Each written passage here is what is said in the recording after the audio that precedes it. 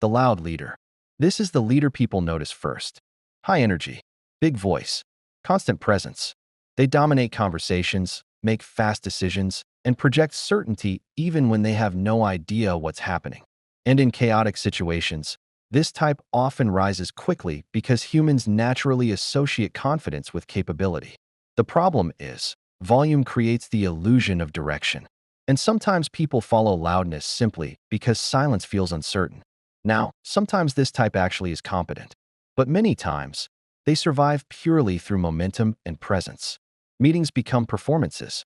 Every situation becomes dramatic. Every decision sounds historic. And eventually the team realizes something terrifying. The leader speaks constantly, but solves very little. The quiet leader. This type gets underestimated immediately. They're not trying to dominate the room. They don't interrupt constantly. They don't need attention every 5 seconds to feel important. And because modern culture mistakes loudness for leadership, people often assume they lack authority. Until something goes wrong. That's when this leader becomes dangerous. Because while everyone else was performing confidence, the quiet leader was observing patterns.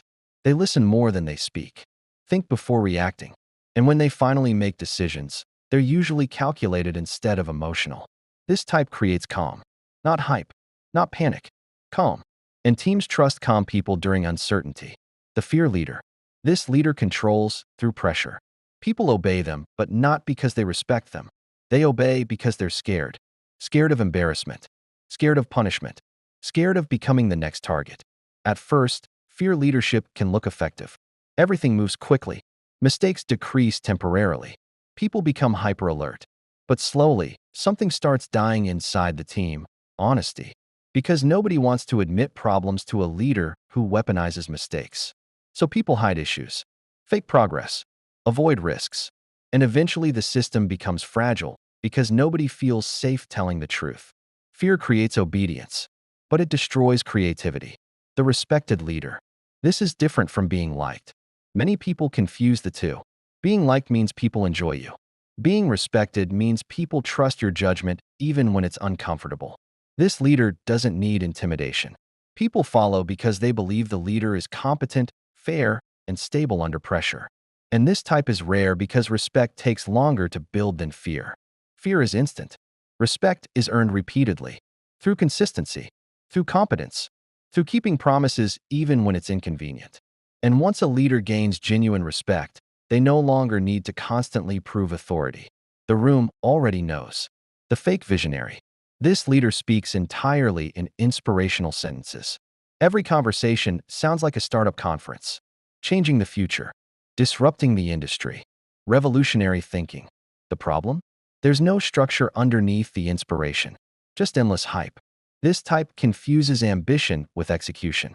And for a while, people get emotionally attached to the dream because humans want to believe they're part of something important. But eventually reality arrives.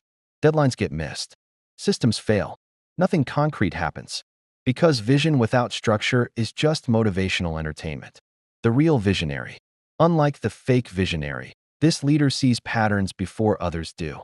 But more importantly, they can turn the vision into reality. This is the difference people miss. Ideas alone are cheap. Execution changes history. The real visionary leader makes people see possibilities they couldn't see before. But they also build systems capable of carrying those ideas into existence. And because they think long-term, they often sound unrealistic at first. Most visionary leaders look slightly insane in the beginning, because truly new ideas always sound wrong before they become obvious. The servant leader. This type sounds weak on paper, putting the team first, supporting others, helping people grow. Modern culture often mocks this because leadership is associated with dominance. But ironically, servant leaders often create the strongest teams, because people naturally work harder for leaders who genuinely care about their development.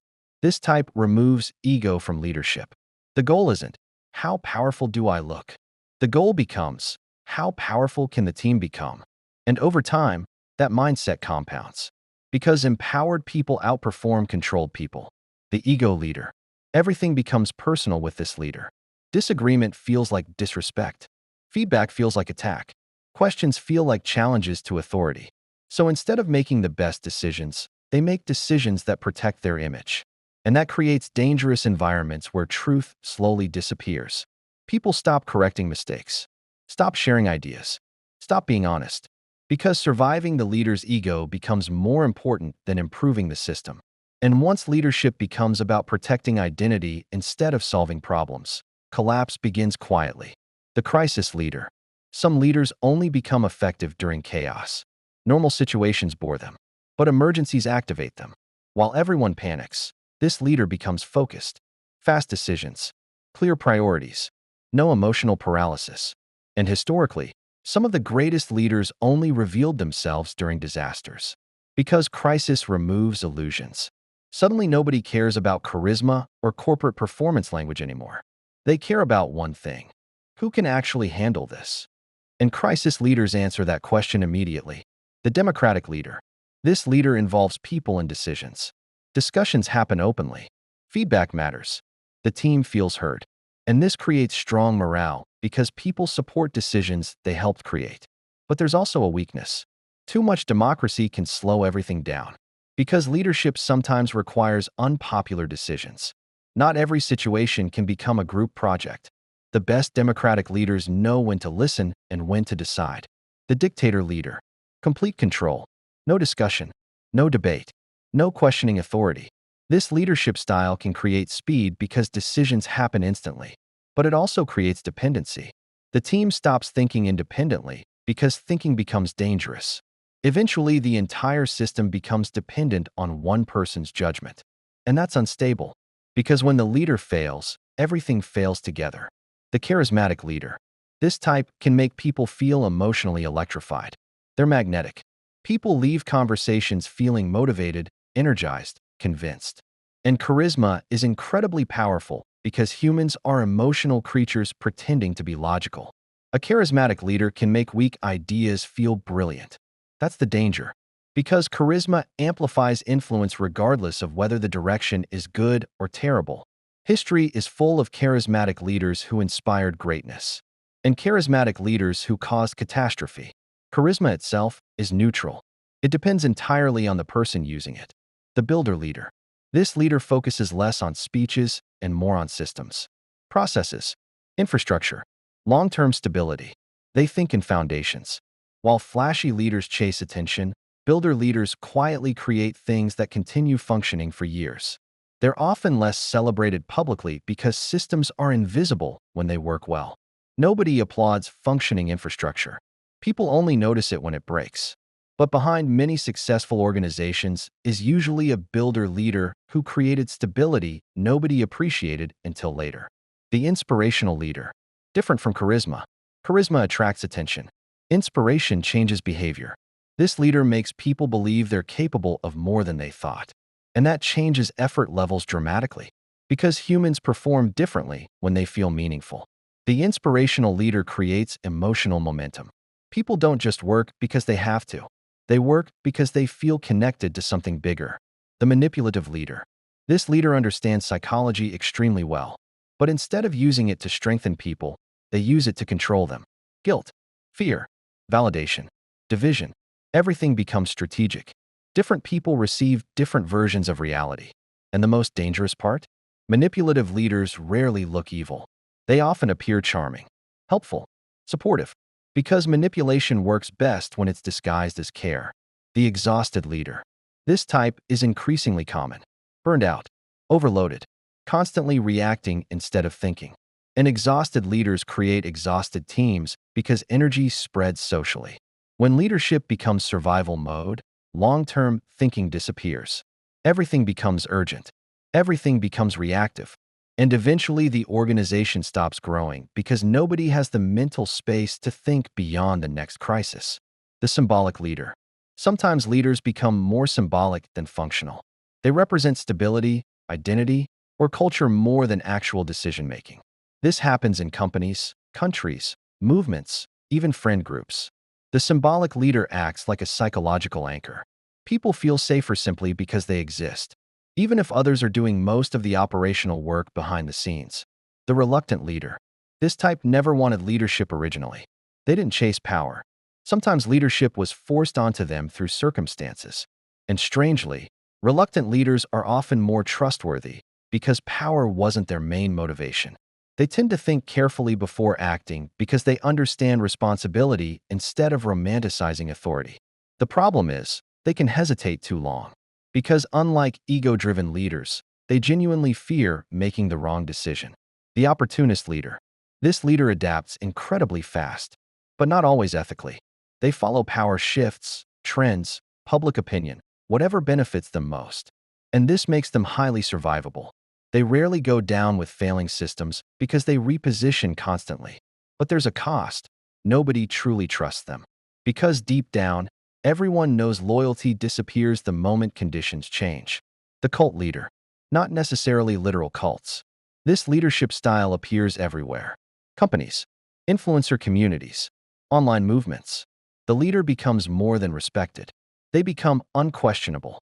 Criticism becomes betrayal. Doubt becomes weakness. And followers slowly stop thinking independently because identity becomes tied to loyalty. This is why cult leadership is dangerous. It replaces critical thinking with emotional dependence. The teacher leader. This leader develops people constantly. Every mistake becomes learning. Every challenge becomes training. Instead of trying to look smartest in the room, they actively create more capable people around them. And over time, this creates incredibly resilient teams because knowledge spreads instead of concentrating in one person. Teacher leaders create future leaders, not permanent followers. The invisible leader. Sometimes the true leader isn't the most visible person.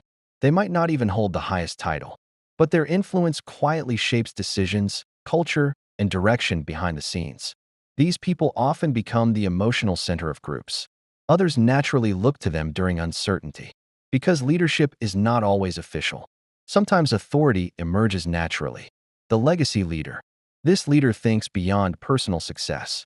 They ask different questions. What remains after I'm gone? What systems survive me? What impact lasts? And this changes behavior completely. Short-term leaders optimize for applause. Legacy leaders optimize for permanence. They sacrifice immediate validation for long-term results. And history tends to remember them differently because they built things designed to outlive themselves. The strange thing about leadership is that every type works temporarily. Even bad leadership can create short-term success. Fear can create discipline. Charisma can create momentum. Ego can create dominance. But time exposes everything. Because eventually every leadership style reaches its natural consequence. And this is why leadership is dangerous. Because leaders don't just affect outcomes. They shape the psychology of everyone around them. They influence how people think, how safe they feel, how honest they become, how much potential they believe they have. A bad leader drains energy from a room. A great leader multiplies it. And most people don't realize this until they experience both.